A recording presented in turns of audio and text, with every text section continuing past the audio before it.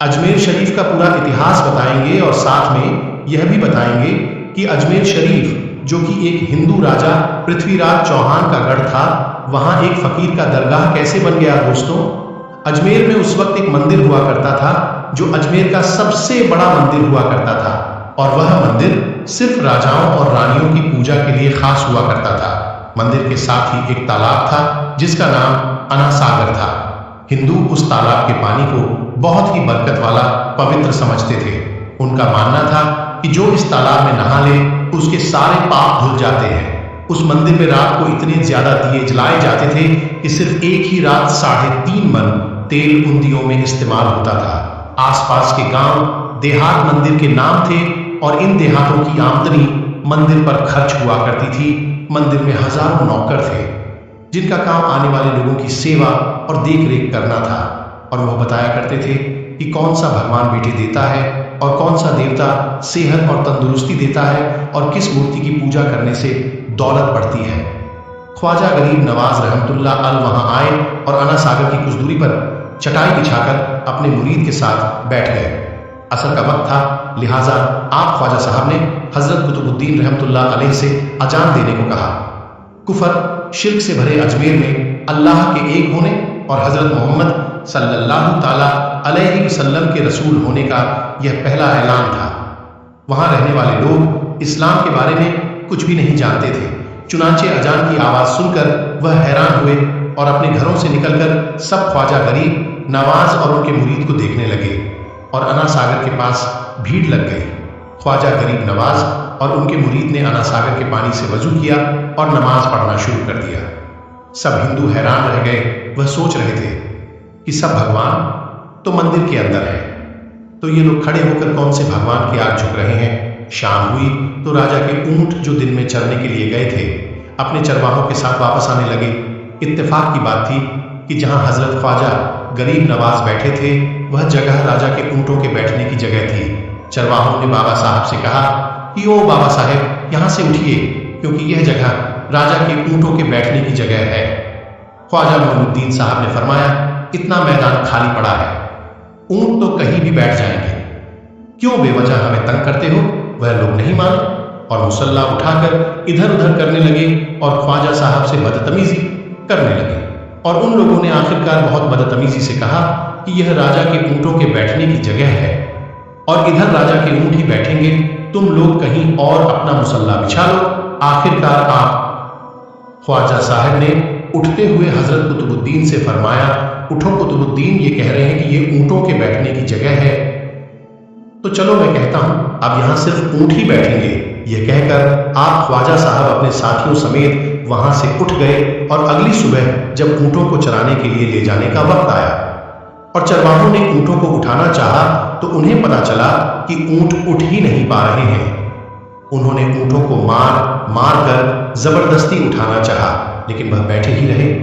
चरवाहे परेशान हो गए कि जो ऊंट उनके एक इशारे पर उठ खड़े होते थे आज क्यों नहीं उठ रहे हैं। आखिरकार उन्हें याद आया कि कल उस बाबा ने कहा था कि चलो अब यहां ऊंट ही बैठे रहेंगे। लोग जमा होने शुरू हो गए। कोई कह रहा था कि फकीर कोई बड़ा जादूगर है, किसी का मानना था कि वह कोई भगवान का नया अवतार है। बात राजा पृथ्वीराज चौहान तक जा पहुंची कि एक मुसाफिर फकीर ने राजा के ऊंटों पर जादू कर दिया है। राजा ने हजरत ख्वाजा मोइनुद्दीन चिश्ती को खबर भेजा कि तुम कैसे फकीर हो जो बेजुबानों को बांध रखा है, ये बेचारे भूख और प्यास से मर जाएंगे, इसलिए मेहरबानी करके अपना जादू वापस ले लो। ख्वाजा साहब ने फरमाया, हम मुसलमान हैं और मुसलमान बद्दुआ नहीं करते और ना जादू करते हैं। ऊंट जिसके हुक्म से बैठे थे उसी के हुक्म से खड़े हो जाएंगे। अब जो जाकर चरवाहों ने ऊंटों को उठाया तो पहली बार में खड़े हो गए। गैर मुस्लिमों की दिलचस्पी इन मुसाफिरों में बढ़ने लगी। अब 5 वक्त की अजान होती और नमाज अदा की जाती। आखिरकार राजा तक यह बात पहुंच गई और उसको शिकायत की गई कि राजा साहब जो फकीर आए हुए हैं सब के सब मुसलमान हैं, 5 वक्त अजान देते हैं और हमारे पवित्र तालाब में हाथ मुंह धोकर गंदा करते हैं, हमारे धर्म के खिलाफ बातें भी करते हैं और कहते हैं कि यह मूर्तियां पूजने के लायक नहीं, ये तो सिर्फ एक पत्थर है, इसलिए इन्हें यहां से उठा लिया जाए। राजा पृथ्वीराज चौहान ने फकीरों को खबर भिजवाया कि तुम लोग गोश्त खाते हो, हमारे धर्म के खिलाफ बोलते हो, और तो और हमारे पवित्र तालाब को अपने हाथ मुंह धोकर गंद करते हो, जो हम कतई बर्दाश्त नहीं कर सकते। इसलिए तुम्हारे लिए अच्छा होगा कि तुम यहां से चले जाओ। ख्वाजा साहब ने फरमाया, और भी तो दुनिया आती है, सिर्फ हमारे ही पानी लेने से आखिर क्या फर्क पड़ जाएगा। राजा कहने लगा, वह सब हमारे धर्म और हमारे मजहब के लोग हैं और तुम दूसरे धर्म के हो। आइंदा तुम लोगों ने तालाब को नापाक किया तो हम तुम लोगों पर सख्त कार्रवाई करेंगे। ख्वाजा साहब ने हजरत कुतुबुद्दीन रहमतुल्लाह अलैह से फरमाया, कुतुबुद्दीन शायद यह लोग आइंदा हमारे पानी लेने पर कोई परेशानी खड़ी करेंगे, जाओ एक मश्क पानी ले आओ। हजरत ख्वाजा कुतुबुद्दीन बख्तियार काकी ने फरमाया, चलिए हम अपना प्याला भर लेते हैं। उन लोगों ने उनको प्याला भरने से मना कर दिया, लेकिन फिर बाद में जाकर वह लोग इस शर्त पर मान गए कि तुम्हारे जिस्म पानी से ना छुए तो हम यह प्याला तुमको भरने देंगे। मेरे दोस्तों, हजरत ख्वाजा कुतुबुद्दीन रहमतुल्लाह अलैह तालाब की पर जा बैठे और अपने प्याले को पानी में डुबो दिया। जब वह प्याला भर गया तो हजरत ख्वाजा कुतुबुद्दीन रहमतुल्लाह अलैह ने वह प्याला ऊपर खींच लिया।